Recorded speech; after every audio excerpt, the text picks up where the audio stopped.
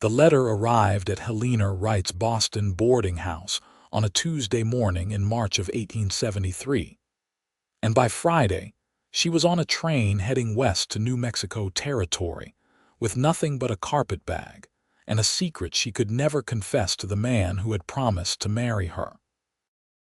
Helena pressed her forehead against the cool glass of the train window, watching the landscape transform from civilized cities to endless prairie, her heart hammering harder with each passing mile. She was 22 years old, orphaned, and running out of options when she had answered the advertisement seeking a bride for a rancher near Fort Stanton. What she had not revealed in her carefully penned responses was the affliction that had plagued her since childhood, the irrational terror that seized her lungs and stopped her breath whenever darkness fell. The train rattled through Missouri, then Kansas, carrying her further from everything familiar. Helena clutched her carpetbag tighter, feeling the weight of the 3 candles she had packed, wrapped carefully in muslin. Other women might have brought jewelry or fine dresses. Helena brought light. The other passengers paid her little mind, which suited her perfectly. She was unremarkable in appearance, or so she had always been told, with brown hair that refused to hold a curl and gray eyes that seemed too large for her narrow face. Her only remarkable feature was her hands, which were small and delicate, the hands of someone who had spent years doing fine needlework in her aunt's dress shop before fever had taken the woman last winter. Austin Shepherd's letters had been brief but kind. He was 27, ran a cattle ranch with his younger brother, and needed a wife to help manage the household. He had not asked for beauty or grace, only someone willing to work hard and build a life in country that could be unforgiving. Helena had written back with equal honesty, though she had omitted the one truth that might have changed his mind. How could she explain that she could not sleep without a lamp burning, could not walk down an unlit hallway without her heart threatening to burst from her chest, could not face the simple act of closing her eyes in darkness without feeling as though she were suffocating? The train pulled into Albuquerque after 3 days of travel. Helena's legs were stiff, her dress wrinkled beyond redemption, and her mouth tasted of coal dust and poor decisions. She had to transfer to a stagecoach for the final leg of the journey to Fort Stanton, another day and a half of bouncing across rutted roads through mountains and high desert. The other passengers in the coach were a prospector who smelled of whiskey and unwashed wool, and a Mexican woman traveling to visit her sister. The woman smiled at Helena with kind eyes but spoke little English, and Helena's Spanish was limited to the few phrases she had picked up from the seamstresses in Boston. They traveled through the afternoon and into evening, the landscape growing more dramatic as they entered the mountains. Pine forests replaced the scrub grass, and the air grew cooler, thinner. When the sun began to set, painting the sky in shades of orange and purple that Helena might have found beautiful if her chest had not started to tighten, she reached into her bag and withdrew one of her candles. The prospector watched her light it with shaking hands, his rheumy eyes curious but not unkind. "Afraid of the dark, miss?" he asked, his voice rough but not mocking. Helena nodded, unable to speak past the constriction in her throat. The small flame flickered in the dimness of the coach, barely enough light to push back the shadows, but it was something. It was everything. The Mexican woman reached across and patted Helena's hand, murmuring something in Spanish that sounded comforting even if the words were unintelligible. They stopped for the night at a way station, a rough building that offered beds crawling with vermin and food that was more grease than substance. Helena paid extra for a private corner and sat up all night with 2 candles burning, watching the wax slowly diminish, calculating whether she had enough to last until she could purchase more in Fort Stanton. Sleep was impossible anyway, her mind racing with questions and fears. What if Austin took one look at her and decided she was not what he wanted? What if she could not manage ranch life? What if she told him about her fear and he laughed, or worse, looked at her with pity? The stagecoach reached Fort Stanton late in the afternoon of the following day. The town was smaller than Helena had imagined, just a collection of buildings clustered around the old military fort that gave the place its name. Mountains rose in the distance, their peaks still topped with snow despite the warming weather. The air smelled of pine and wood smoke and horses. Helena climbed down from the coach on trembling legs, her carpetbag clutched to her chest like armor. Austin Shepherd was waiting by the general store, just as his last letter had promised. Helena recognized him immediately, not from any photograph, for they had exchanged none, but from the way he stood slightly apart from the other men, his hat in his hands, his face showing the same nervous anticipation she felt twisting her stomach. He was tall, broad-shouldered, with sun-darkened skin and dark blonde hair that needed cutting. His eyes were blue, she noted as she approached, the color of the sky just before full dark. "Miss Wright." His voice was deeper than she had expected, with a slight drawl that marked him as someone who had lived his whole life out west. "Mr. Shepherd." Her own voice came out barely above a whisper. She cleared her throat and tried again. "I am pleased to finally meet you." They stood there awkwardly for a moment, two strangers who had agreed to bind their lives together based on nothing more than a few letters and desperation. Then Austin seemed to remember himself and reached for her bag. "Let me take that. I have a wagon just over here. It is about an hour's ride to the ranch. We can stop at the parsonage on the way if you would like." Reverend Mitchell said he could perform the ceremony whenever we arrived. Helena's stomach dropped. She had known the marriage would happen quickly. There was no point in a long engagement when she had traveled 2,000 miles for this express purpose. But the reality of it, the immediacy, made her feel faint. Still, she had made her choice when she boarded that train in Boston. There was no going back now. That would be acceptable, she managed. The ceremony was brief and businesslike, conducted in the parlor of a small house adjacent to the church. The Reverend's wife served as one witness, and a man introduced as Tom Sawyer, Austin's ranch hand, stood as the other. Helena repeated the vows in a voice that shook only slightly, and Austin's hand was steady and warm when he slipped a simple gold band onto her finger. When the Reverend pronounced them man and wife, Austin leaned down and pressed a chaste kiss to her cheek, his lips barely grazing her skin.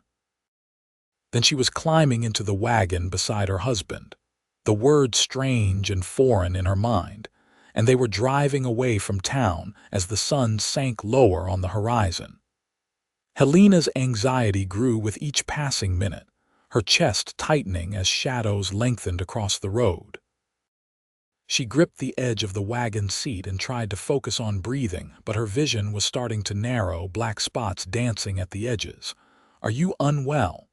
Austin's voice seemed to come from very far away. "You have gone pale." Helena could not form the words. The sun was nearly gone now, just a sliver of gold on the western horizon, and soon it would be dark, completely dark, and she was in the middle of nowhere with a strange man, and she had used her last candle in the coach, and she could not breathe, could not think, could not. Austin pulled the wagon to a stop. Helena heard him moving but could not focus on what he was doing, her whole world reduced to the desperate attempt to drag air into her lungs. Then there was light, sudden and bright, and her vision cleared enough to see that Austin had lit a lantern and hung it from the wagon's frame. "Better?" he asked gently. Helena nodded, gasping, humiliated beyond words. They had been married less than an hour and already he knew her for the broken thing she was. But when she finally gathered the courage to look at his face, she saw no disgust there, only concern. "I should have mentioned it," she whispered. "In my letters. I should have told you that I cannot bear the dark. It has been this way since I was a child. I have tried to overcome it, but I cannot. If you wish to annul the marriage, I would understand." Austin studied her for a long moment, the lamplight casting strange shadows across his features. Then he did something she did not expect. He smiled, a slow, genuine expression that transformed his entire face. "Helena, I did not marry you expecting perfection. Everyone carries something. At least yours is something I can help with." "Help with," she repeated, confused. "I can keep the lamps lit." He said it so simply, as though it were no burden at all. "The ranch house has plenty of lanterns, and we have oil enough to last through winter. I will make sure you always have light." Helena felt tears prick her eyes and blinked them back furiously. She had expected judgment, pity, perhaps annoyance. She had not expected this easy acceptance, this willingness to accommodate her weakness without question or complaint. "That is very kind," she managed. "More than I deserve." "We are married now," Austin said, picking up the reins again. "That means we take care of each other. That is how this works, I think." He clicked his tongue at the horses, and the wagon started moving again, the lantern swaying gently above them, pushing back the gathering darkness. The ranch house appeared out of the gloom about 20 minutes later. It was a solid structure, built of logs with a wide porch and shuttered windows. Lamplight glowed from within, warm and welcoming. Austin helped Helena down from the wagon, his hands careful on her waist, and led her inside. The interior was neat but spare, furnished with the basics and nothing more. A large stone fireplace dominated one wall of the main room, with a worn sofa and 2 chairs arranged before it. A table with 6 chairs filled the space near the kitchen area, where a wood stove radiated heat. 2 doors led to what Helena assumed were bedrooms. "My brother Daniel is staying in town tonight," Austin explained, setting down her carpetbag. "Thought it might be easier your first night here. He will be back tomorrow. He is 19, a good kid, works hard." He moved through the room lighting lamps as he spoke, until the whole space glowed with warm light. "I lit the lamps in the bedroom too. There are 4 in there if that is enough," Helena nodded, overwhelmed by his thoughtfulness. "That is more than enough, thank you." They stood there awkwardly again, the reality of their situation settling over them both. They were married, but they were strangers. They would share a home, a life, perhaps eventually a bed, but they knew almost nothing about each other beyond what could be conveyed in letters. "Are you hungry?" Austin asked finally. "Tom's wife Martha sent over a pot of stew. I am not much of a cook, I am afraid, but I can heat it up." Helena seized on the normalcy of the task. "Let me do that. You have been driving. I should earn my keep."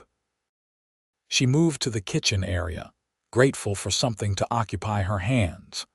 The stew was indeed already prepared, sitting in a covered pot on the counter. She found the matches and lit the stove, then located bowls and spoons in the cupboards. Austin watched her move around the kitchen, and she was acutely aware of his presence, of being observed, judged. They ate at the table, the silence broken only by the clink of spoons against bowls. The stew was good, rich with meat and vegetables, and Helena realized she had eaten very little over the past few days. She forced herself to finish the entire bowl, knowing she needed the strength. "Tell me about the ranch," she said, needing to break the awkward quiet. "Your letters mentioned cattle," Austin nodded, seeming relieved to have a safe topic.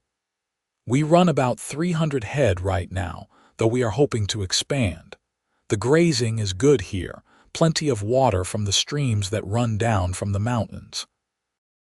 We sell to the army at the fort mostly, and to some of the buyers who come through. It is hard work, but honest. And you do this with just your brother in one hand. 2 hands, Austin corrected. Tom, who you met, and Jesse Parker. Jesse is out at the line camp right now watching the herd. We rotate who stays out there. During branding and roundup, we hire on extra men. He paused, then added, "It will be good to have you here.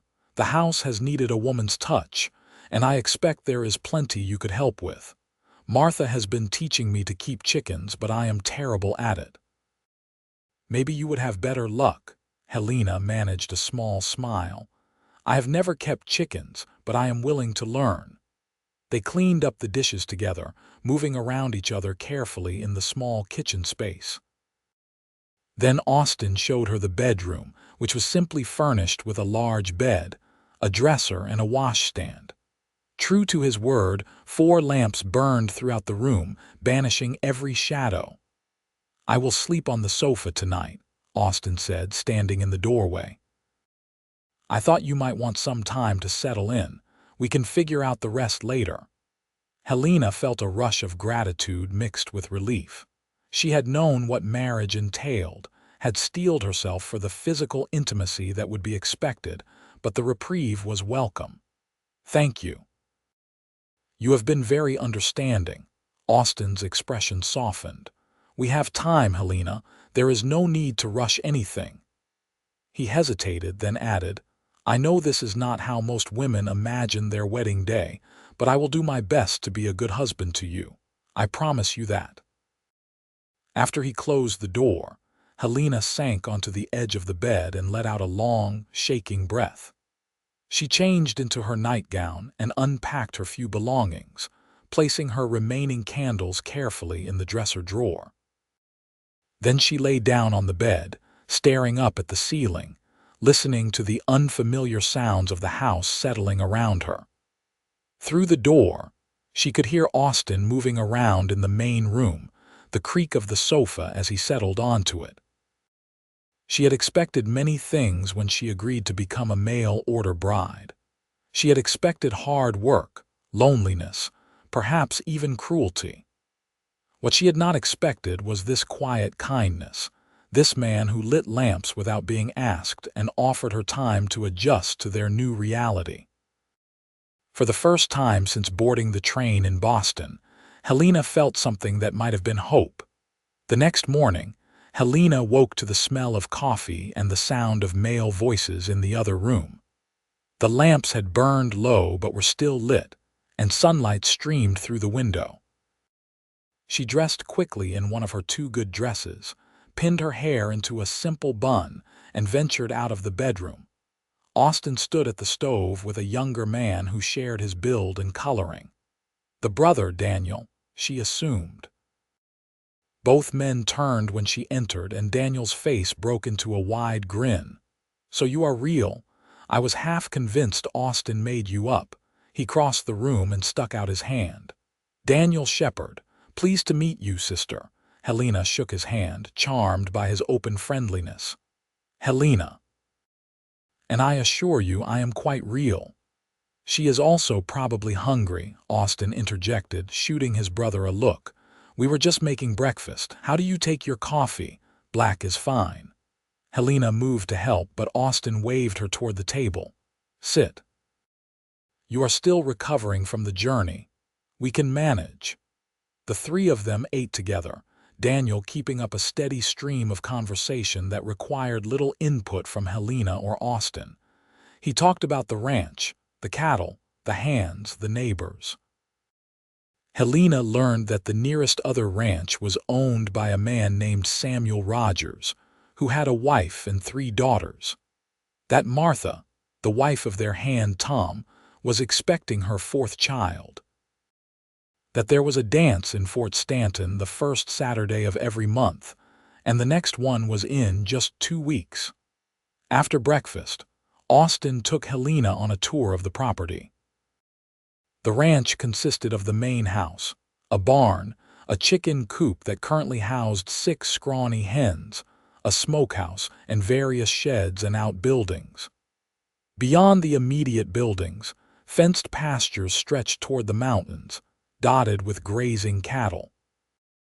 "The herd is mostly up in the high country right now," Austin explained, pointing toward the tree-covered slopes. "Better grazing. We will bring them down in the fall. In winter, they stay closer to the ranch where we can keep an eye on them and supplement with hay if needed." Helena watched the cattle the way they moved slowly across the grass, the calves staying close to their mothers. She knew nothing about ranching, but she was willing to learn. "What would you like me to do?" she asked. "I want to be useful." Austin looked at her thoughtfully. "Can you sew?" "Yes. I worked in my aunt's dress shop for 5 years. I can sew, mend, alter. Needlework was my trade." "Then that would be helpful right away. Daniel and I are both hard on our clothes. We have a pile of mending that has been sitting for months because neither of us has the skill or patience for it. And maybe you could make some curtains. Martha has been after me to make the house look less like a bunkhouse." He smiled ruefully. "Beyond that, whatever you think the house needs. I am afraid I am not good at this part, making a place a home instead of just a place to sleep." Over the next few days, Helena set about trying to do exactly that. She sorted through the pile of mending and spent hours at the table with needle and thread, repairing torn shirts and pants worn through at the knee. She took measurements of the windows and made a list of fabrics she would need for curtains. She reorganized the kitchen, finding better places for pots and dishes. She attempted to befriend the chickens with limited success. The nights were still difficult. She would retire to the bedroom shortly after sunset, and Austin would light all the lamps before she went in. Sometimes she would lie awake for hours, listening to the sounds of the ranch, the distant call of coyotes, the rustling of wind through the pines. Austin continued to sleep on the sofa, and neither of them spoke about when that arrangement might change. On her 5th day at the ranch, Helena rode into Fort Stanton with Austin to purchase supplies. It was her first real look at the town in daylight, and she was struck by how small and rough it was compared to Boston. But the people were friendly, greeting Austin warmly and examining Helena with open curiosity. News of his marriage had obviously spread through the small community. At the general store, they were met by a whirlwind in the form of Martha Sawyer, Tom's wife. She was a plump, pretty woman in her mid-20s, heavily pregnant with a cheerful disposition and no sense of personal boundaries. "You must be Helena." "Oh, I am so pleased to meet you. We need more women around here, I tell you. There is only me and Lydia Rogers and old Mrs. Patterson, who does not count because she is mean as a snake." Martha grabbed Helena's hands and squeezed them. "You must come to dinner on Sunday. I will make my chicken and dumplings. And you need to meet Lydia. She is about your age, and her husband Samuel is one of Austin's closest friends." Helena found herself agreeing before she quite knew what had happened. Martha had that effect, she was learning. The woman's enthusiasm was contagious. While Austin discussed business with the store owner, Martha dragged Helena around the store, pointing out the best fabrics, the freshest supplies, the items that were overpriced and should be avoided. "You have to watch old Horace," she said in a stage whisper, gesturing at the proprietor. "He will cheat you blind if you let him. Always check your change." Helena selected fabric for curtains, thread, some basic foodstuffs, and a large quantity of lamp oil. Martha noticed the last item and raised her eyebrows but said nothing, for which Helena was grateful. As they were loading their purchases into the wagon, a woman about Helena's age approached, accompanied by a man with kind eyes and sun-weathered skin.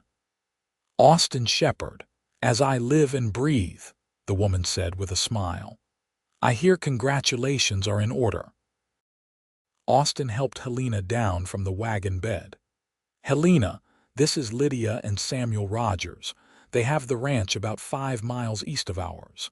Sam, Lydia, my wife, Helena." "Wife. The word still sounded strange to Helena's ears, but she smiled and greeted the couple. Lydia had dark hair and sharp, intelligent eyes, and Helena liked her immediately. "You must be overwhelmed," Lydia said sympathetically. "Coming all this way to a place you have never seen, to marry a man you had only known through letters. You are braver than I could ever be." "Or more desperate," Helena replied before she could stop herself, then flushed. "I apologize. That was too forward." But Lydia just laughed. "Honey, we are all desperate out here in one way or another. That is why we are in New Mexico territory and not back east where life is civilized." No need to apologize for telling the truth. The two couples talked for a while longer, and Helena learned that Lydia and Samuel had 3 daughters, aged 5, 3, and 18 months. "I am hoping for a son this time around," Lydia said, placing a hand on her belly, and Helena realized with a start that she too was pregnant. "But I will probably have another girl. It is just our luck." On the ride back to the ranch, Austin was quiet, guiding the horses with easy competence.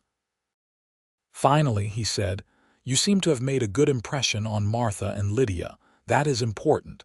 It can be lonely for women out here without other women to talk to." "They seem nice," Helena agreed. Then, gathering her courage, she added, "Austin, may I ask you something?" "Of course."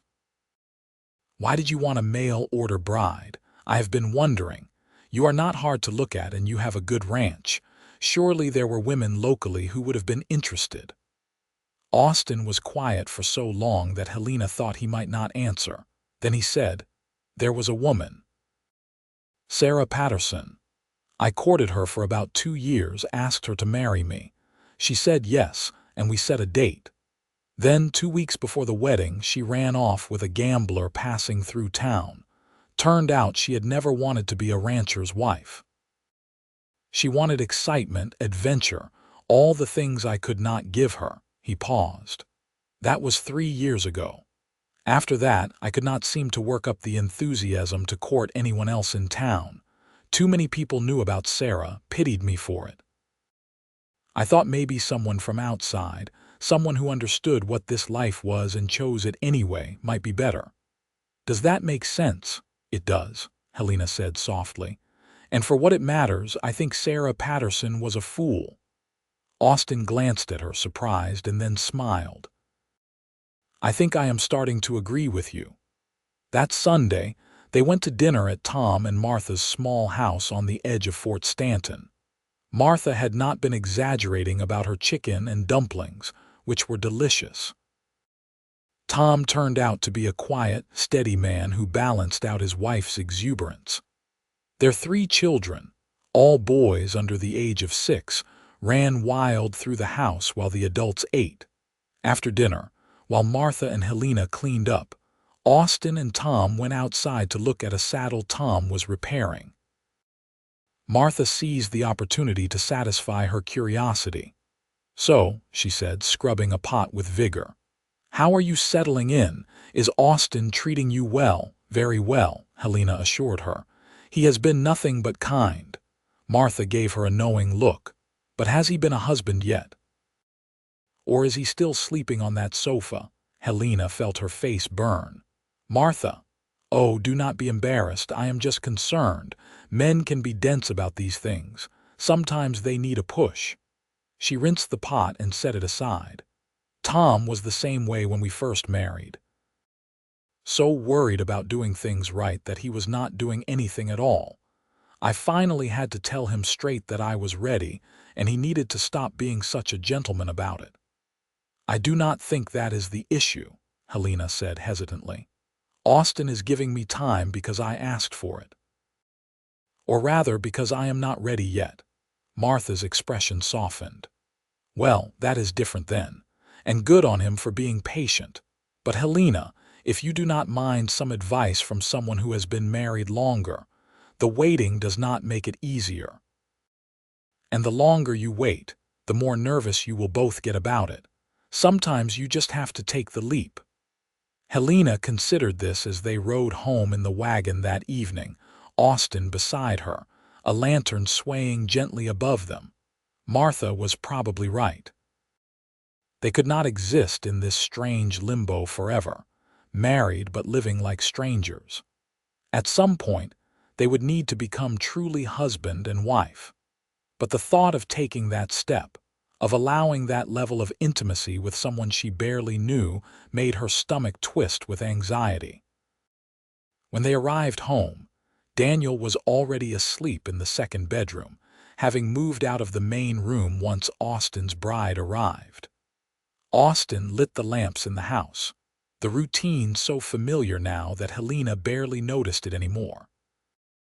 She prepared for bed and lay awake, listening to Austin settle onto the sofa in the next room, and wondered how long this could continue. The next 2 weeks passed in a blur of work and routine.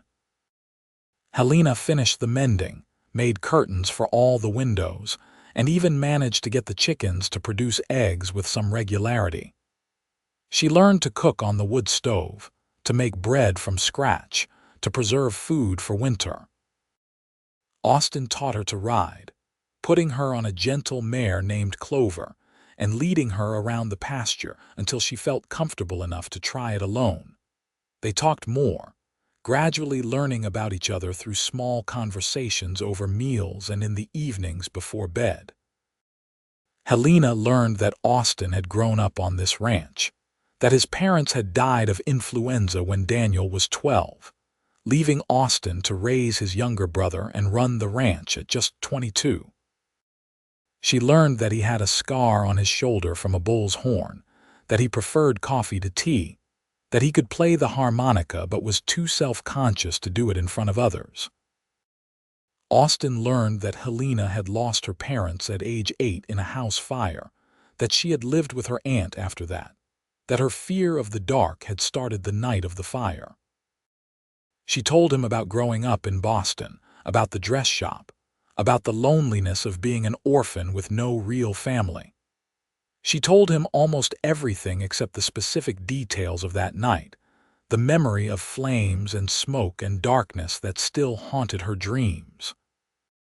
The night of the monthly dance in Fort Stanton, Helena dressed in her best dress, a deep blue cotton that brought out the gray of her eyes. Austin appeared in a clean shirt and vest, his hair neatly combed, and offered her his arm. "You look lovely," he said, and the sincerity in his voice made her blush. The dance was held in the same building that served as the schoolhouse, church, and community center. By the time they arrived, it was already crowded with people from the surrounding ranches and the town. A small group of musicians were setting up in the corner, tuning a fiddle, a guitar, and a banjo. Martha waved at them from across the room, and Lydia came over immediately to pull Helena into the group of women gathered near the refreshment table. Helena had never been much of a dancer, but when Austin asked her for the first waltz, she could not refuse. He guided her through the steps with surprising grace for such a large man, his hand firm on her waist. "You are good at this," she said, surprised. "My mother insisted Daniel and I learn," Austin explained. "She said no son of hers would grow up to be one of those cowboys who could not dance." His expression grew distant. "She loved dancing. My father was terrible at it, but he would dance with her anyway because it made her happy."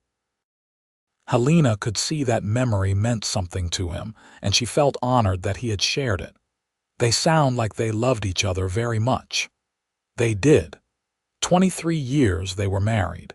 Even at the end, when they were both so sick, they refused to be in separate rooms. Daniel and I would come in to check on them, and they would be holding hands. Austin's voice was rough. "That is what marriage should be, I think. Someone you want to hold hands with even at the end." Helena's throat tightened. "That is a beautiful thought." They danced 2 more dances. Then Austin went to talk with some of the other ranchers while Helena stayed with the women. Lydia was in fine form, telling stories that had everyone laughing, and Helena found herself relaxing, enjoying the company and the music and the sense of community. This could be her life, she realized. These people could be her friends, this place could be her home, if she was brave enough to claim it.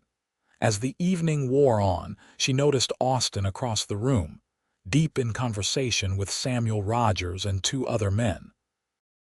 He looked over at her occasionally, as though making sure she was all right, and each time their eyes met, he smiled. It was a small thing, that smile, but it made her feel warm, cherished, seen. The ride home was quiet, both of them tired from the evening's festivities. Daniel had left the dance earlier with some friends, so it was just the two of them in the wagon, the lantern swaying above. Helena found herself leaning against Austin's shoulder, too exhausted to worry about propriety. He did not seem to mind, his arm coming around her to steady her as the wagon bounced over a rut in the road. When they reached the ranch, Austin helped her down from the wagon and began his nightly ritual of lighting lamps. But as Helena stood in the doorway of the bedroom, watching him move through the main room toward the sofa, she found herself speaking before she could lose her nerve. "Austin," he turned, eyebrows raised. "Yes, you do not have to sleep on the sofa anymore if you do not want to." The words hung in the air between them. Austin crossed back to her slowly, his expression unreadable. "Are you sure?" Helena was not sure, not at all, but Martha was right. The waiting would not make this easier. And Austin had been patient and kind, had kept every promise he made, had lit her way through the darkness. She could be brave for him. She could take the leap. "I am sure," she whispered. Austin cupped her face in his hands, his palms rough and warm against her skin. "I will be gentle," he promised, "and we can stop at any time. You just have to tell me." He kissed her then, softly at first, then with growing intensity. Helena had been kissed before, fumbling attempts by boys in Boston who had not truly cared for her, but this was different. This was her husband, a man who had proven himself worthy of her trust. She let herself lean into him, and when he lifted her and carried her to the bed, she did not protest. He was true to his word. He was gentle and patient, talking her through each step, making sure she was comfortable. There was some pain, but also a strange intimacy, a vulnerability that felt almost sacred. Afterward, they lay tangled together in the lamplight, and Austin pressed kisses to her forehead, her cheeks, the tip of her nose. "Thank you," he murmured, "for trusting me." Helena did not know what to say to that, so she just held him tighter and let herself believe that maybe, just maybe, this marriage could be something real. The seasons changed, summer giving way to fall. Helena's life found a rhythm, days filled with work and small pleasures. She kept house, tended the chickens, helped where she could with the ranch work. Austin and Daniel were busy with the fall roundup, branding and sorting cattle, preparing to sell some of the herd. Jesse Parker, the other ranch hand, became a regular presence, joining them for meals and often staying to chat afterward. He was a quiet man in his 30s, with a weathered face and kind eyes, and Helena liked him. Martha had her baby in late September, a boy she named Charles. Helena visited often, helping with the other children while Martha recovered. Lydia visited too, and the three women grew close, sharing confidences and laughter. For the first time in her life, Helena felt like she had real friends, people who cared about her well-being. Her relationship with Austin deepened as well. The awkwardness faded, replaced by a comfortable familiarity. They learned each other's habits, preferences, moods. Austin no longer had to ask if she needed the lamps lit, simply doing it automatically as dusk fell. Helena learned that he liked his coffee first thing in the morning, that he hummed when he was working on something that required concentration, that he had nightmares, sometimes about the winter his parents died, and needed to be held through them. They made love regularly now, and Helena found herself enjoying it more each time, the way their bodies fit together. The pleasure Austin took in her pleasure, the intimacy of lying tangled together afterward, talking in the darkness that was no longer quite so frightening with him beside her. In October, Helena realized she had missed her monthly courses. Then another month passed and she began to feel nauseous in the mornings. Martha took one look at her and knew. "You are pregnant," she stated matter-of-factly, pouring Helena a cup of ginger tea. "How far along?" 2 months, maybe." Helena felt a mixture of excitement and terror. She knew nothing about babies, about childbirth, about being a mother. "I have not told Austin yet." "Why not?" "I am scared," Helena admitted. "What if something goes wrong? What if I am terrible at it?" Martha laughed and patted her hand. "Everyone is scared their first time. And you will be terrible at it at first because no one is born knowing how to be a mother. But you will learn and Austin will help and you will have us. You will be fine, Helena." Helena told Austin that night as they were preparing for bed. He stared at her for a long moment, his expression unreadable, and her heart sank. Maybe he was not ready. Maybe he did not want children yet. But then his face broke into the widest smile she had ever seen, and he picked her up and spun her around, laughing. "We are going to have a baby." His voice was full of wonder. "Helena, that is wonderful." He set her down carefully, as though she were suddenly made of glass, and placed his hand on her still flat stomach. "When? Late May or early June, I think. Martha can tell me more surely." Austin pulled her into his arms and held her tight. "I am going to be a father," he said, more to himself than to her. "I never let myself think about it after Sarah, but now it is happening. We are going to have a family." Helena felt tears prick her eyes at the joy in his voice. This was real.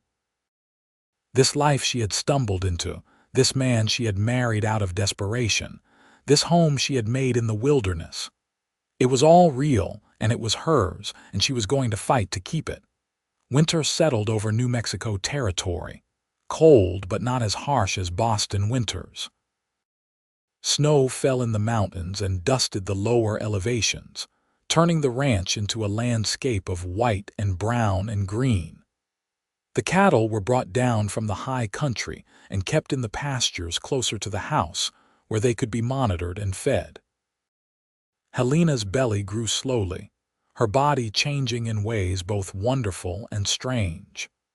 Austin became ridiculously protective, insisting she not lift anything heavy, not ride Clover, not exert herself in any way. It was sweet, but occasionally frustrating, especially when she felt perfectly fine and wanted to be useful. Daniel was openly excited about becoming an uncle, already planning all the things he would teach the baby. Jesse whittled a small rocking horse, which he presented to Helena one evening with a bashful smile. Tom and Martha came over for dinner regularly, bringing their brood and filling the house with chaos and laughter. Christmas came, and Austin surprised Helena with a beautiful shawl he had commissioned from a weaver in Fort Stanton, made of the softest wool she had ever felt. She gave him a new shirt she had sewn herself, with careful stitching and reinforced seams so it would last. They spent the day quietly, just the three of them, Austin, Helena, and Daniel, eating too much food and sitting by the fire as snow fell softly outside. As the new year of 1874 began, Helena felt more settled than she ever had in her life. The fear that had plagued her for so long was still there, the need for light, for lamps burning through the night. But it was manageable now, a part of her that Austin accepted without judgment. She was learning that everyone carried something, some burden or fear or pain.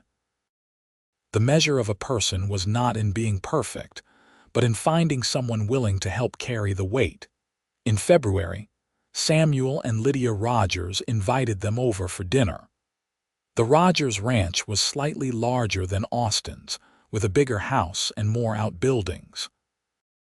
Their 3 daughters were adorable, running around in matching dresses that Lydia had obviously made herself.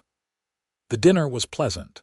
the conversation easy, and Helena felt the deep satisfaction of being part of a community, of having neighbors who were becoming friends. As the men talked business and the older children played, Lydia pulled Helena aside. "I wanted to give you this," she said, pressing a small book into Helena's hands. "It is a journal I kept during my first pregnancy. All the things I learned, the mistakes I made, the advice that actually helped. I thought it might be useful." Helena was touched by the gesture. "Thank you, Lydia. This is incredibly thoughtful. We women have to look out for each other," Lydia said with a smile. "Especially out here. And Helena, you are going to be a wonderful mother, I can tell." Spring arrived with an explosion of wildflowers across the high desert, painting the landscape in shades of purple and yellow and red. Helena's belly was large now, her movements awkward, her back constantly aching. But she was happy, happier than she had ever imagined being. Austin was attentive and loving, talking to her belly at night, making ridiculous promises to their unborn child about all the adventures they would have.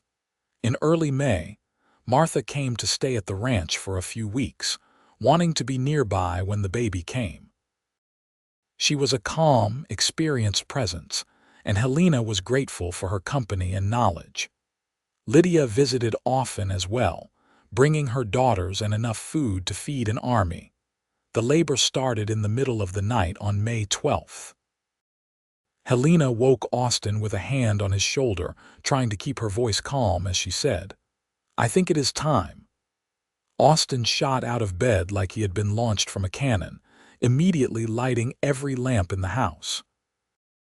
Martha appeared from Daniel's room where she had been sleeping, already dressed and ready. She took one look at Helena and nodded. "It has begun. Austin, go get Lydia and then make yourself scarce. This is women's work." Austin looked torn, clearly wanting to stay but also aware he would be useless. He kissed Helena's forehead.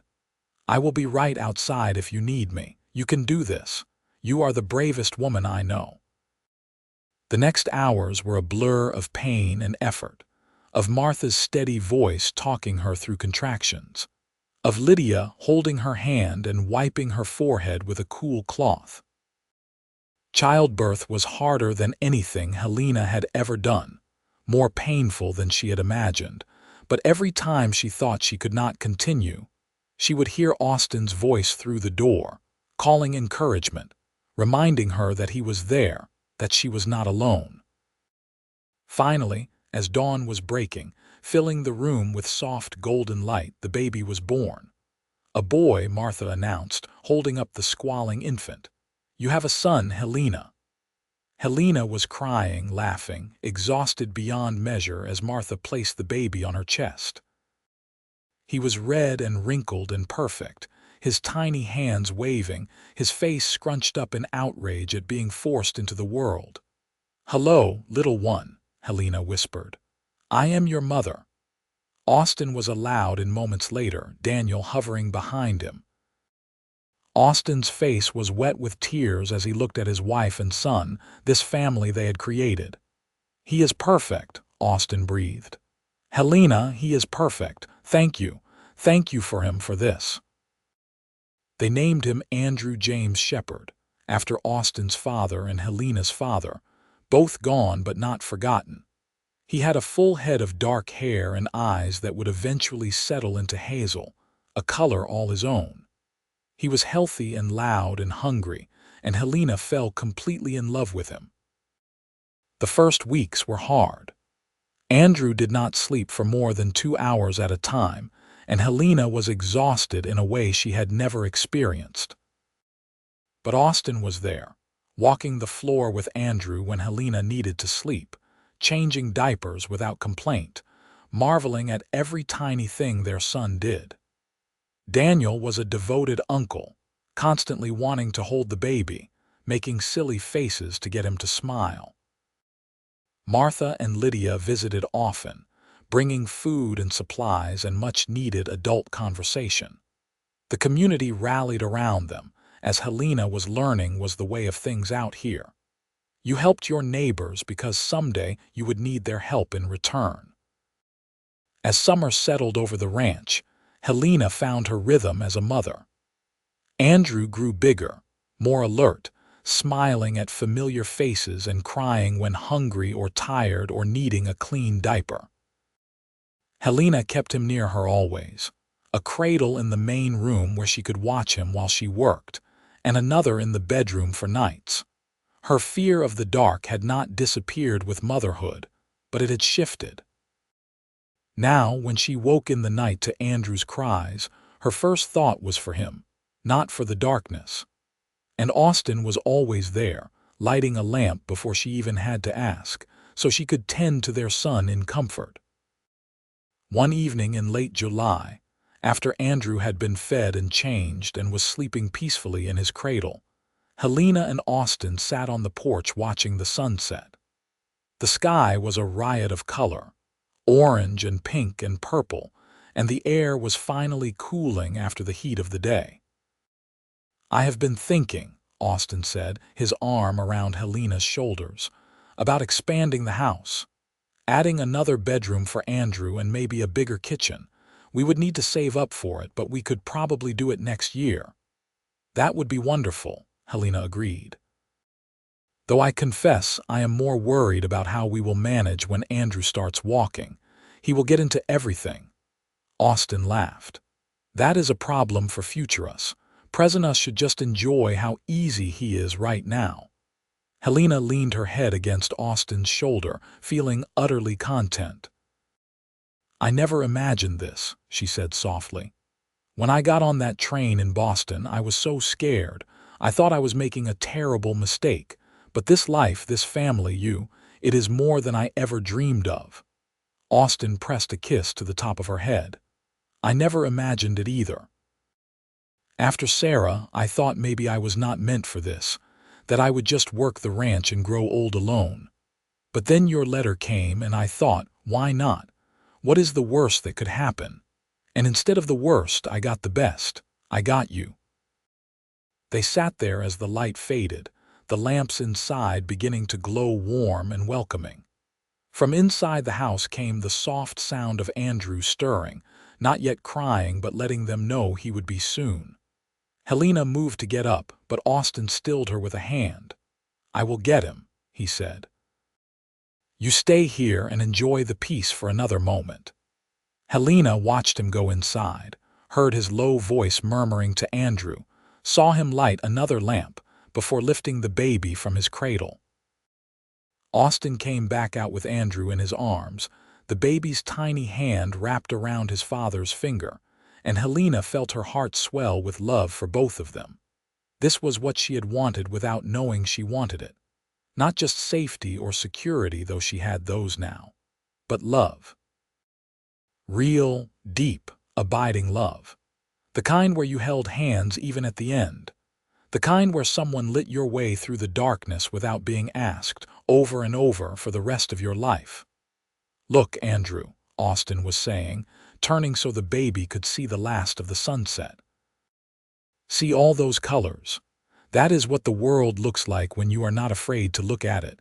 Your mother taught me that. She is the bravest person I know." Helena smiled, tears pricking her eyes. "I am not brave. I am afraid all the time." "Being brave does not mean you are not afraid," Austin said, looking at her over their son's head. "It means you are afraid and you do it anyway. You came all this way. You married a stranger. You built a life in a place you had never seen. That is bravery, Helena. That is courage." The stars were beginning to appear in the darkening sky, bright pinpricks of light against the deepening blue. Helena stood and joined Austin and Andrew, the three of them together on the porch of their home, their family, their future. "I love you," she said, the words coming easily now, though they had been hard at first. "I do not think I have told you that enough, but I do. I love you so much." Austin's smile was bright enough to rival the stars. "I love you too, both of you, more than I knew I could love anything." Andrew made a small sound, not quite a cry but a sort of squawk, and they both laughed. I think he is telling us to stop being sentimental and feed him, Helena said. They went inside together, into the house filled with lamplight, warm and bright against the gathering darkness. Helena settled in the rocking chair Austin had made for her, nursing Andrew while Austin prepared their dinner. Daniel came in from the barn, dusty and tired, and immediately went to wash up. The house was full of life, of family, of love. Later that night, after Andrew was asleep and Daniel had retired to his room, Helena and Austin lay in bed together, the lamps burning low but still lit. Austin's hand rested on her hip, his thumb tracing lazy circles on her skin. "I was thinking," he said quietly. "Maybe we could visit Boston sometime, if you wanted to see it again. Show Andrew where you came from." Helena considered this. She had not thought about Boston in months, had not missed it at all. Everything she needed was here, but it was sweet that he offered. "Maybe someday," she said. "But there is nothing there for me anymore. My home is here, with you." She felt him relax beside her as though he had been worried about her answer. "I am glad," he murmured. "I like having you here, both of you." They drifted toward sleep, comfortable and content. But just as Helena was about to cross over into dreams, Austin spoke again.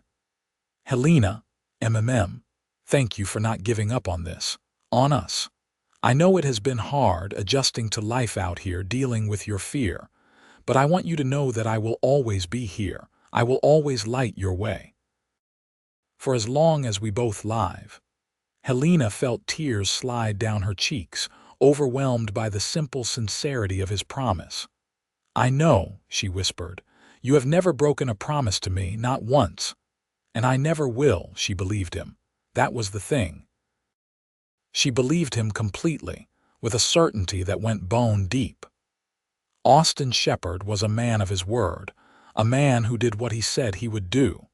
He had promised to light her way, and he did, every single day without complaint or resentment. He had promised to be a good husband, and he was, in every way that mattered. He had promised they would build a life together, and they had, something real and solid and true. The years that followed were good ones, full of the ordinary struggles and joys that make up a life. The ranch prospered, the herd growing larger, the profits allowing them to expand the house as Austin had wanted. Andrew grew from a baby into a toddler, then a little boy, curious and adventurous and fearless. Helena watched him explore the world with wonder, wishing she could see things through his eyes, without the shadow of fear that still occasionally caught her off guard. But the fear was less now, its grip not as tight. Part of that was simply time and familiarity, growing comfortable with her surroundings. But most of it was Austin, his steady presence, his quiet assurance that he would keep her safe. The lamp still burned through the night, but Helena found she slept more soundly, secure in the knowledge that she was not alone. When Andrew was 2, Helena found herself pregnant again. This time the news was greeted with less surprise and more practical planning. They knew what to expect now, were better prepared. The pregnancy was easier too, her body knowing what to do. She continued to work through most of it, only slowing down in the final weeks when her belly was too large to allow much movement.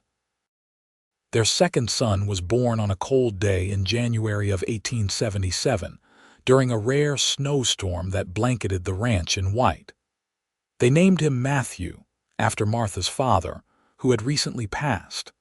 He was smaller than Andrew had been, quieter, with Austin's blue eyes from the start. Andrew was fascinated by his baby brother, constantly wanting to hold him and show him things. Too young to understand that Matthew could not yet see or understand. With 2 young children, the house was chaotic in a way that Helena found she loved. There was always noise, always something happening, always someone needing attention. She was tired most of the time, but it was a good tired, the kind that came from a full life rather than empty struggle. Martha had 2 more children in those years, a daughter and another son. Lydia had her wished-for boy, then another daughter for good measure. The community of women grew closer, helping each other through pregnancies and childbirths, sharing the work of raising children in a place that was beautiful but could be harsh. Fort Stanton continued to grow, slowly but steadily. A new doctor arrived, which everyone agreed was desperately needed. A second general store opened, providing competition that drove down prices. The monthly dances continued, now featuring an ever-growing group of children racing around while the adults socialized.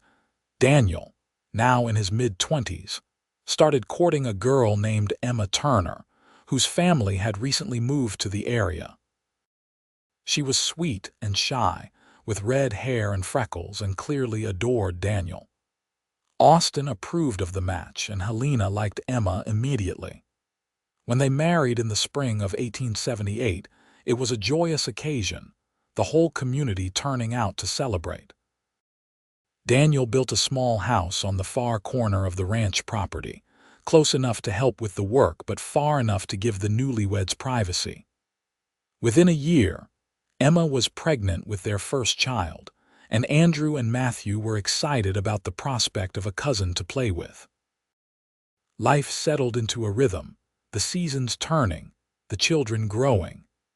Andrew started helping with small ranch chores, following Austin around like a shadow, wanting to be just like his father.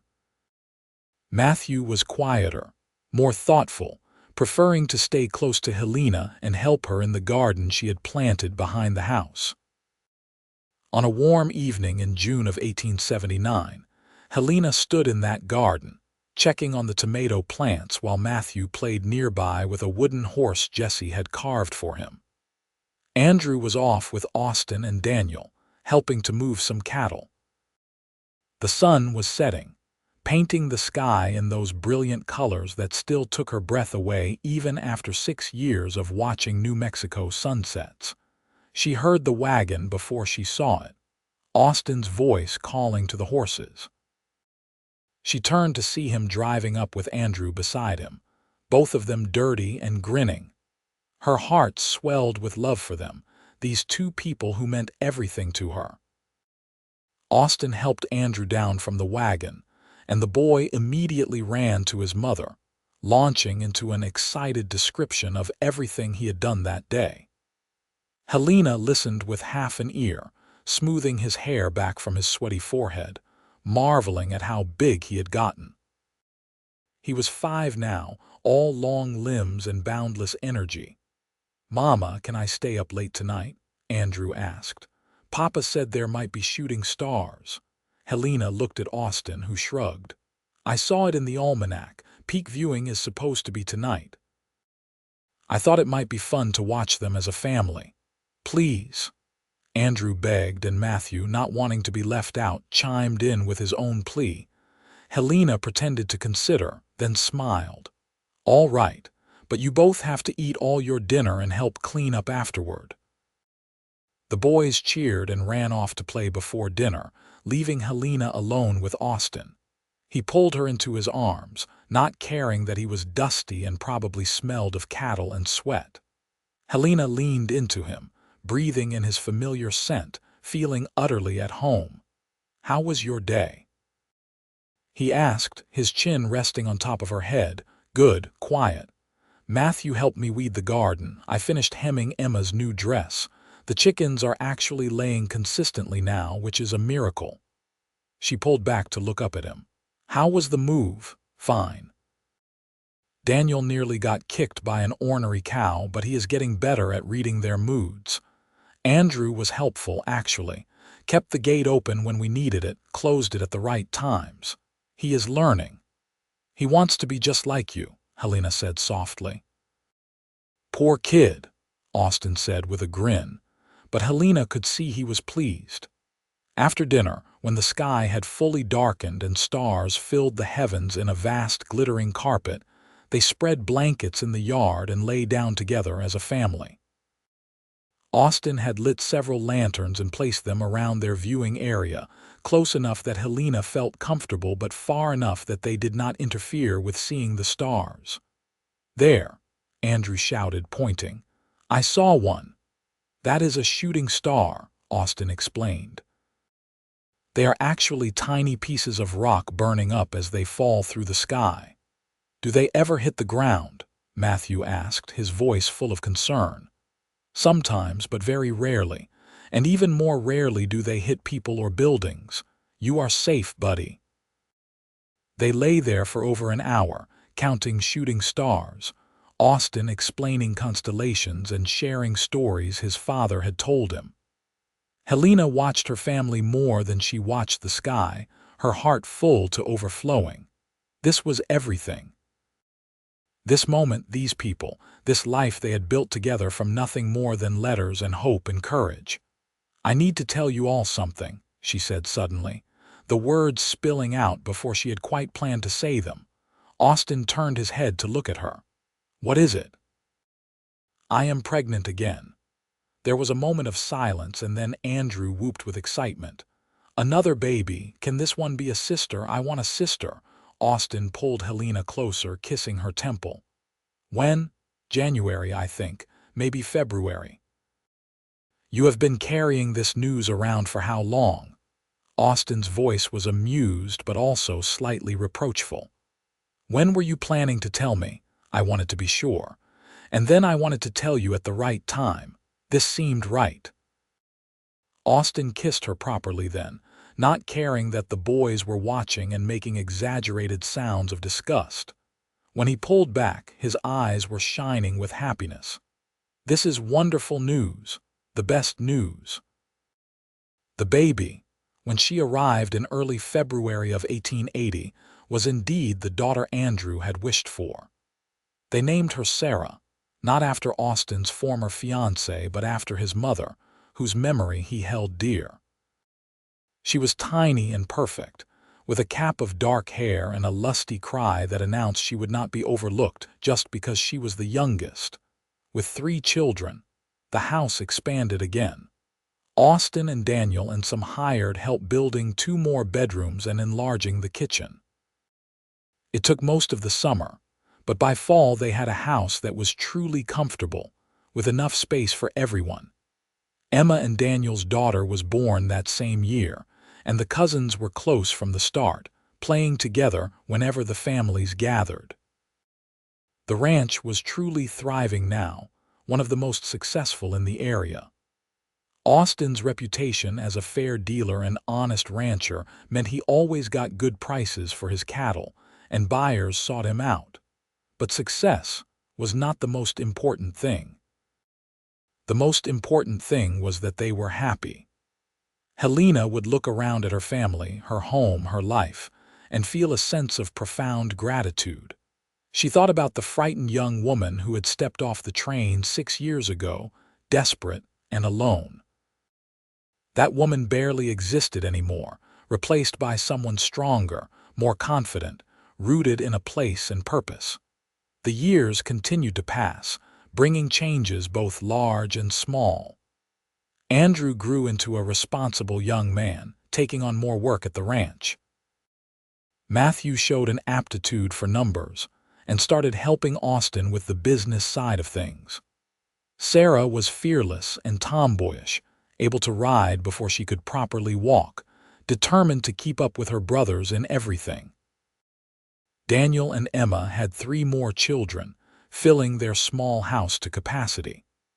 Tom and Martha's eldest son started courting one of Samuel and Lydia's daughters, and there was talk of another wedding. Fort Stanton gained a telegraph office, connecting them more firmly to the outside world. The railroad expanded, making it easier to ship cattle to markets further away. Through it all, Austin kept his promise. Every night, without fail, he lit the lamps. It became such an ingrained habit that Helena wondered if he even thought about it anymore, or if it was just part of his routine, like putting on his boots in the morning. The fear that had once ruled her life was still there, a whisper rather than a shout, but manageable. She could function in darkness now if she had to, could even sleep through the night if a lamp went out. But she never had to, because Austin was always there, keeping the shadows at bay.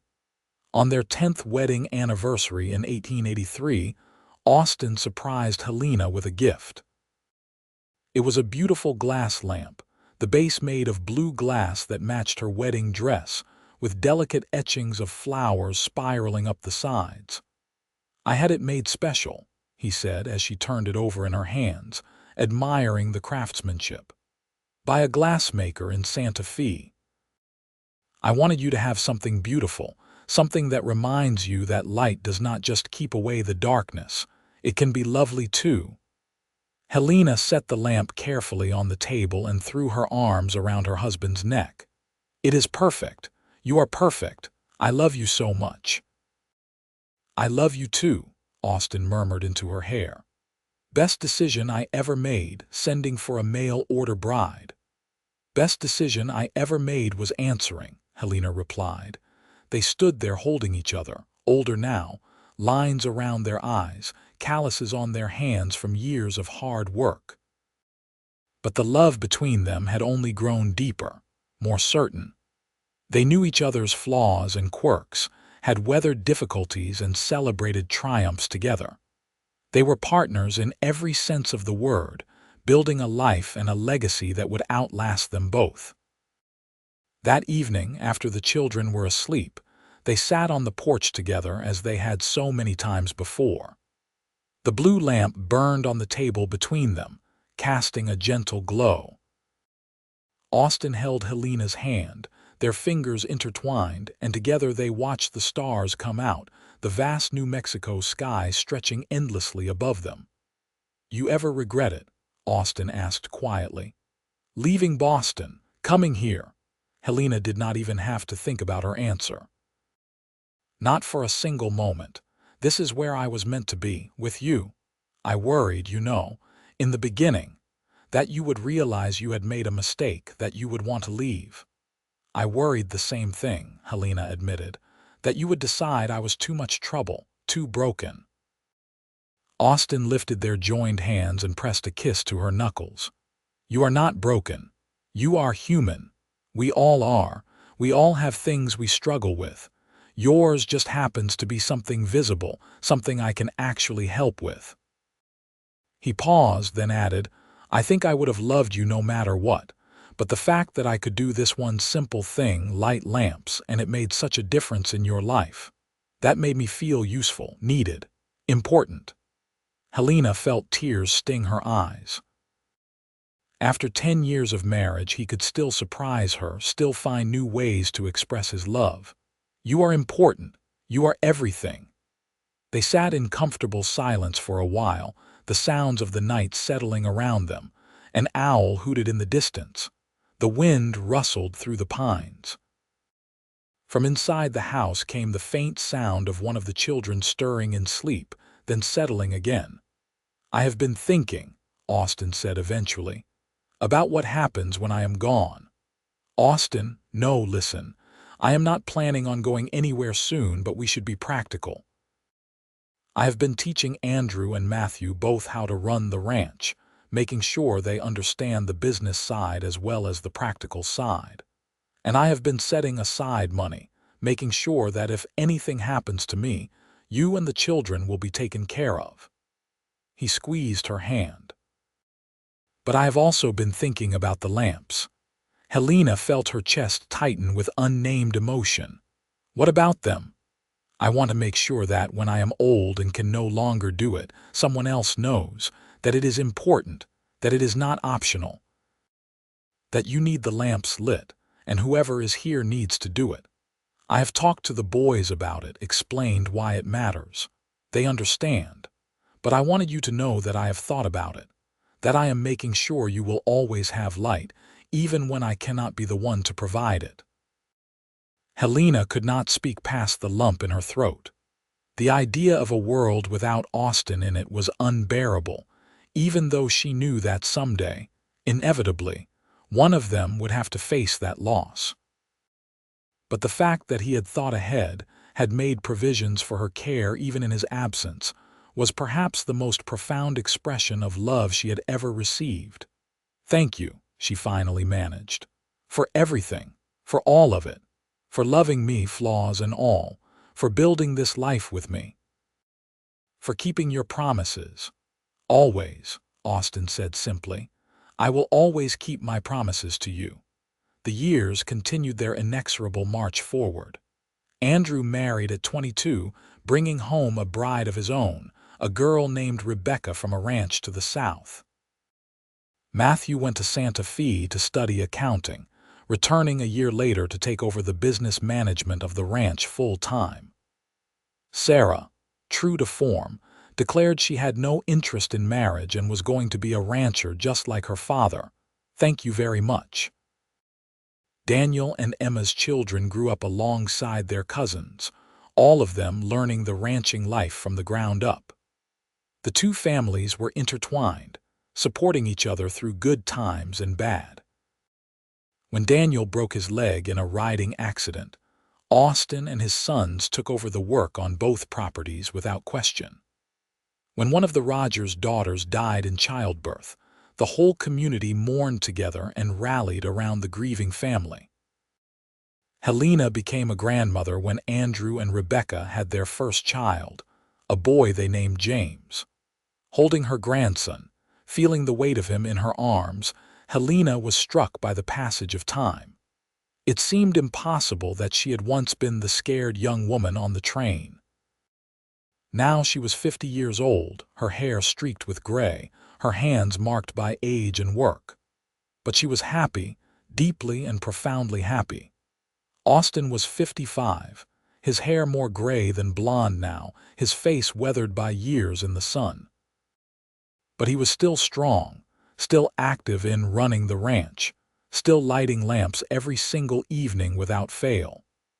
It had been 25 years since Helena had arrived in Fort Stanton, and Austin had kept his promise every single one of those nights. 25 years, over 9,000 nights, of light in the darkness. On their 25th anniversary, the whole community came together to celebrate. There was a party at the ranch, with music and dancing and more food than they could possibly eat. Their children and grandchildren were there, along with friends who had become family over the years. Martha and Tom, Lydia and Samuel, Daniel and Emma, Jesse Parker, who was now more friend than employee. The Reverend who had married them, now quite elderly but still sharp as a tack. As the sun set and lamps were lit all around the property, Austin pulled Helena onto the makeshift dance floor and waltzed her around to the fiddler's music. They were older, slower, but they moved together with the ease of long practice. 25 years, Austin said, smiling down at her. "I cannot believe it has been that long." "And you have lit the lamps every single night," Helena replied. "Never missed once. I made you a promise. You did, and you have kept it. You have kept all of them." Austin pulled her closer, his cheek resting against her hair. "Best 25 years of my life. And I am looking forward to the next 25. God willing." "God willing," Helena echoed, knowing it was not really in their hands but hoping nonetheless. The party continued late into the night, children falling asleep in corners, adults laughing and reminiscing.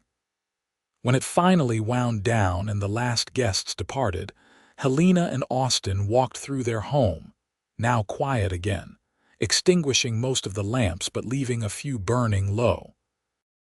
They went to bed in their room, the blue glass lamp that Austin had given her 15 years ago sitting on the nightstand, its gentle glow familiar and comforting.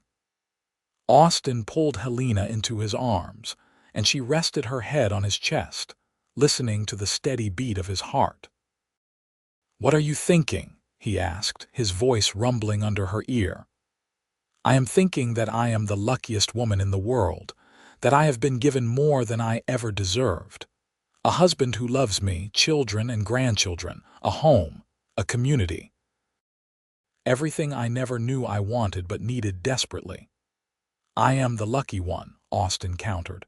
"You gave me a reason to build something beyond just a successful ranch. You gave me a family, a purpose, joy."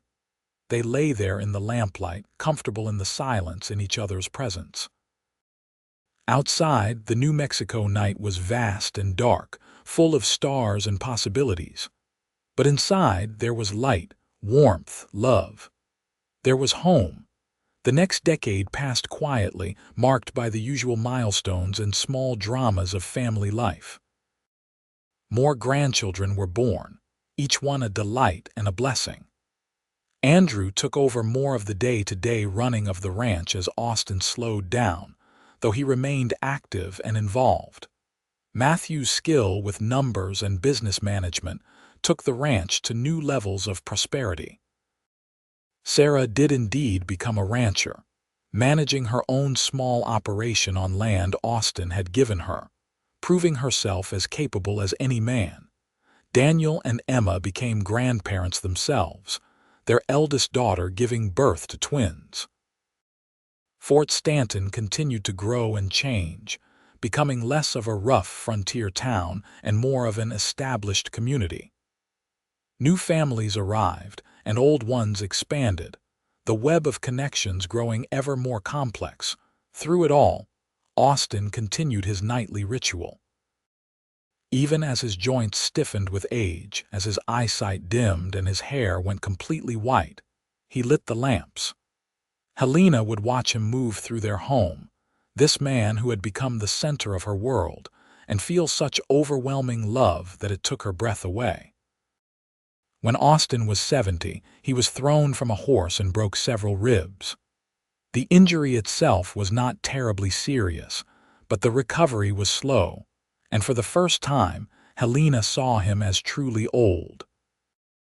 It shook her, the realization that they were no longer middle-aged but elderly, that the time they had left together was growing shorter. She became more attentive, more conscious of every moment they shared. And Austin, whether he sensed her thoughts or was having his own realizations, seemed to do the same. They spent more time together, less time working and more time simply being. They took walks in the evening, talked about their lives and their memories, made plans for how they wanted their final years to unfold. "I want to see Sarah married before I go," Austin told her one evening as they sat on the porch.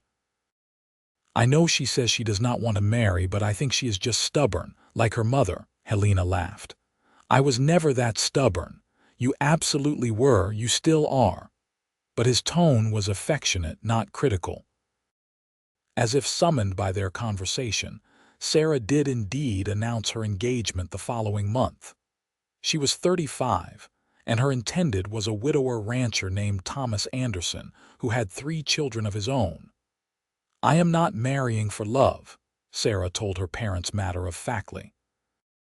"I am marrying for practical reasons. He needs help with his children, and I want children of my own. It is a business arrangement." But Helena saw the way Sarah looked at Thomas when she thought no one was watching, and she suspected her daughter was fooling herself about the absence of love. Either way, the wedding was held in the spring, and Austin walked his daughter down the aisle with tears in his eyes. That summer, Helena noticed Austin moving more slowly, needing more rest. He insisted he was fine, just old, but she worried. When he developed a persistent cough, she insisted he see the doctor in Fort Stanton. The diagnosis was pneumonia, not uncommon for a man his age but dangerous nonetheless. The doctor prescribed rest and various remedies, and the whole family rallied around. Andrew and Matthew took over all the ranch work. Rebecca and the other daughters-in-law helped Helena care for Austin. The grandchildren came to visit, bringing flowers and drawings and their bright, distracting chatter. Austin fought the illness with the same determination he had brought to everything in his life, and slowly, over weeks, he improved. The cough eased, his strength returned. By late summer, he was up and moving around again, though not at full capacity. "You scared me," Helena told him one night as they prepared for bed. "I thought I was going to lose you." Austin took her hands in his. They were both old now, their hands spotted with age, knuckles swollen with arthritis, but they fit together as perfectly as they always had. "I am not ready to go yet," he said. "I have promises to keep." That night, as Austin moved through the house lighting lamps, Helena followed him. She watched him light the lamp in the main room, then the hallway, then their bedroom. He hung one on a hook in the hallway that led to the kitchen. He lit the blue glass lamp on their nightstand last, as he always did. "Austin," she said as he finished, "I need to tell you something." He turned to her, his blue eyes, faded now but still warm, meeting hers. "What is it?" "I do not need the lamps anymore. I mean, I still prefer them, probably always will, but I do not need them, not like I did. If you are tired, if it hurts to do it, you can stop. I will be all right." Austin crossed to her and cupped her face in his hands, the gesture so familiar, so beloved. "I know you would be all right. You have been strong enough to manage without me for a long time now, but I made you a promise, Helena. I promised I would light your way, and I intend to keep that promise for as long as I draw breath. It is not a burden, it is a joy." Helena felt tears slide down her cheeks. After 40 years of marriage, he could still make her cry with his simple declarations of love. "How did I get so lucky?" she whispered. "I ask myself the same question every day," Austin replied and kissed her softly. They had 7 more good years together, years of grandchildren and quiet evenings and the deep contentment that comes from a life well lived. Austin continued to light the lamps every night without fail. Helena continued to wake up beside him every morning and thank God for another day together. When Austin was 77 years old, he died peacefully in his sleep on a cold January night. He had lit all the lamps before bed, as always, had kissed Helena good night and told her he loved her as always. And then, sometime in the dark hours before dawn, his heart simply stopped. Helena woke to find him cold beside her, and for a moment she could not process what had happened. Then the reality crashed over her, and she cried out, a sound of such grief that it brought Andrew and Rebecca, who were staying in the house, running. The funeral was the largest Fort Stanton had ever seen. Austin had been a pillar of the community for over 50 years, and everyone came to pay their respects. The church was packed, with people standing in the back and spilling out onto the street. They told stories of his kindness, his fairness, his integrity. They spoke of what he had built and what he had meant to them. Helena sat through it all in a daze, her children on either side of her, her hand clutched in Andrew's. She heard the words but could not seem to absorb them. Austin was gone. Her Austin, who had promised to light her way, who had kept that promise for 40 years without fail, was gone. The hardest part came that first night, when she returned to the house they had shared for so long. Her children wanted her to stay with one of them, but she refused. This was her home. She needed to be here. As dusk fell, she moved through the house lighting lamps. It was harder than she expected, her hands shaking, her vision blurred with tears. But she did it. Every lamp that Austin had always lit, following the path he had walked every night for 40 years. Main room, hallway, kitchen, bedroom. The blue glass lamp last. She sat on the edge of the bed and looked at the empty space beside her. For the first time in over 40 years, she was truly alone in the dark, or she would have been if not for the lamps. Austin's final gift, this nightly ritual he had performed without fail, ensuring that even in his absence there would be light. Helena wept then, deep, wrenching sobs that seemed to come from the very core of her being. She cried for all the years they would not have together, for all the moments he would miss with his grandchildren and the great-grandchildren he had never met. She cried for herself, for the loneliness that stretched before her, for the loss of the man who had been her partner, her love, her light in the darkness. But even as she cried, she was aware of the lamps burning around her, their warm glow pushing back the shadows.